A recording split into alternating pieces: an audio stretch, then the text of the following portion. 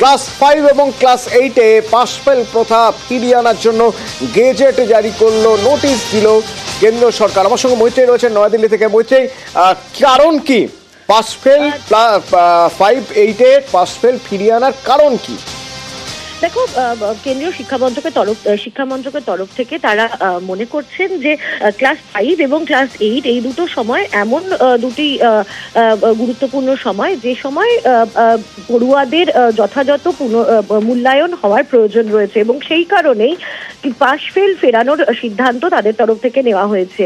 কি বলা হয়েছে এই শিক্ষা মন্ত্রকের নোটিফিকেশনে, গেজেট নোটিফিকেশনে উল্লেখ করা হয়েছে ক্লাস 5 এবং ক্লাস 8-এ পড়ুয়াদের যে রেগুলার পরীক্ষা হয় সেই পরীক্ষায় তাদের পাশ করতে হবে। যদি তারা প্রথমবারের পরীক্ষায় পাশ না করতে পারেন, তাহলে 2 মাসের মধ্যে তাদেরকে আবার সুযোগ দেওয়া হবে পরীক্ষায় পাশ করার জন্য।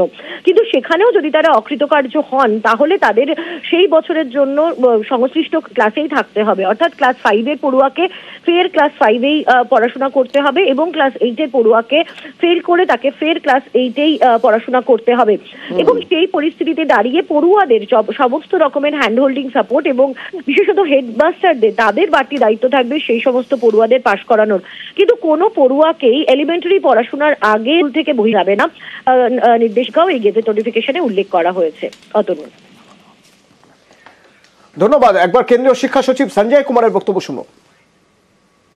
हम लोगों ने ये निर्णय लिया है कि 5वीं में और 8वीं में हर प्रयास करने के पश्चात यदि डिटेंशन करने की आवश्यकता पड़े तो डिटेन किया जाए, लेकिन उसमें यह भी प्रावधान किया गया है कि 8वीं कक्षा तक किसी भी बच्चे को हमारे स्कूलों से निष्कासित नहीं किया जाए। इससे हमारे सभी बच्चों के लर्निंग आउटकम्स को हम बेहतर बना पाने में सफल हो पाएंगे।